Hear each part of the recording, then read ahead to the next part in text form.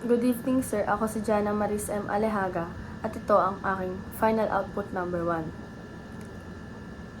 Final Term Quiz 1. Sa iyong pananaw, alin sa tatlong sangkap, kaalaman, kasanayan o karangalan ang pinakamahirap panatilihin sa pamumuno at bakit? Para sa akin, karangalan ang pinakamahirap panatilihin. Ang kaalaman at kasanayan, madali naman niyang dagdagan. Pwede kang mag-aral, mag-training at mag-practice. Pero ang karangalan, once na masira, mahirap nang ibalik. Bilang isang leader, lalo na sa panahon ng crisis, bawat kilos mo tinitingnan. Isang maling decision lang, dahil nadala ka ng takot o galit, pwedeng mawala ang tiwala ng tao sa'yo. Kaya para sa akin, ang karangalan ang pinaka-challenging panatilihin dahil dito nakasandal ang respeto at kredibilidad ng isang leader. Final Term Quiz 2. Paano mo ipapakita ang pagiging epektibong leader kung sakaling ikaw ay maatasan sa isang responsibilidad na labas sa iyong kagustuhan o kakayahan?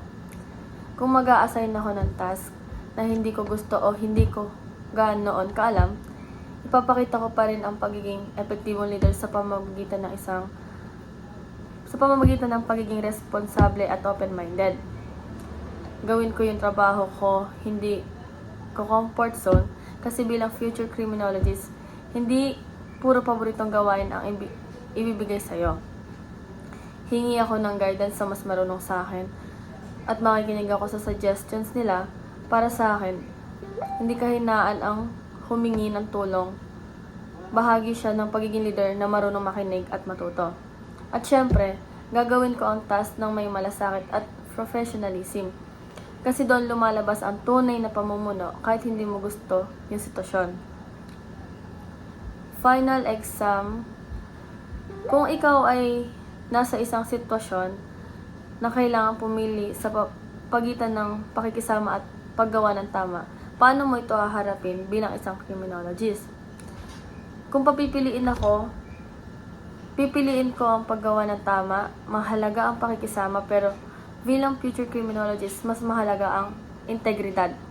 Kung mas pinapairal ko ang pakikisama kahit mali na, para ko na rin sinira ang prinsipyo ng profession. Haharapin ko ito ng maayos, ipapaliwanag ko kung bakit kailangang sundin ang tama at ang batas, at hindi dahil ayaw ko sa kanila, kundi dahil trabaho ko at responsibilidad ko. Mas mabuti nang mawala ang pakikisama kaysa mawalan ng dangal.